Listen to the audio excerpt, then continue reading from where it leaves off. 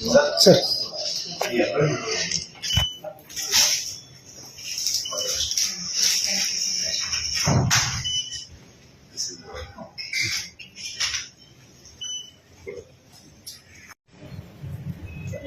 ಇವತ್ತು ನಾನು ಶಿಲ್ಪಾ ಶರ್ಮಾ ಬೀದರ್ ಜಿಲ್ಲೆಯ ಜಿಲ್ಲಾಧಿಕಾರಿಯಾಗಿ ಚಾರ್ಜ್ ತಗೊಂಡಿದ್ದೀನಿ.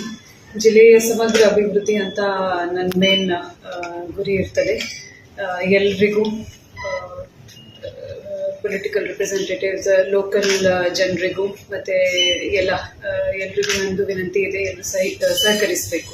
ನಾವು ಏನು ಡೆವಲಪ್ಮೆಂಟ್ ಕೆಲಸ ಮಾಡ್ತೀವಿ ಅದರಲ್ಲಿ ಎಲ್ಲರೂ ಸಹಕರಿಸಬೇಕು ಅಧಿಕಾರಿಗಳ ಜೊತೆಗೆ. Thank you.